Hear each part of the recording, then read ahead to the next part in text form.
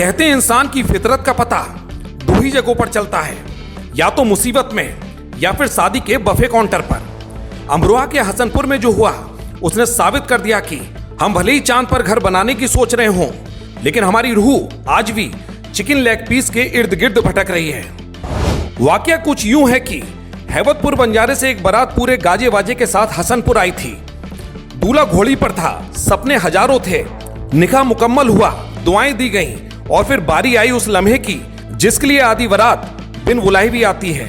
दावत खास, दस्तरखान सजा, देख खुली और बिरयानी की महक से माहौल रूहानी हो गया।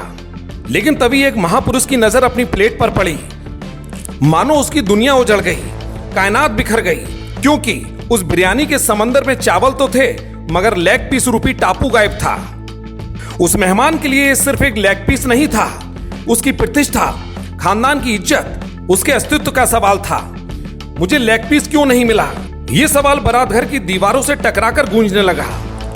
उम्मीद करते हैं कि बात कुछ ऐसी ही रही होगी।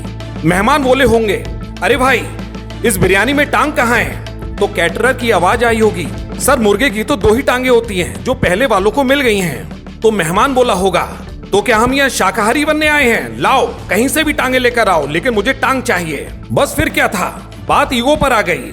एक पक्ष टांग पर अड़ा था तो दूसरा पक्ष लिमिटेशन समझा रहा था। बहस बढ़ी और फिर जो कुर्सी अब तक बैठने के काम आ रही थी वो अचानक मिसाइल बन गई। बारात घर देखते ही देखते रेसलमेनिया का अखाड़ा बन गया। जहां गुलाब की पंखुड़ियां बरसी, वहां प्लेटें और चम्मचें बरस रही थीं। शेरवानी पहने सज्जन लोग कैट फाइट करते नजर आए। दूल्हा बेचारी अपनी दुल्हन के साथ स्टेज पर बैठकर यही सोच रहा होगा कि काश वो मुर्गा थोड़ा और टांगों वाला पैदा होता तो शायद आज ये नजारा देखने को ना मिला होता।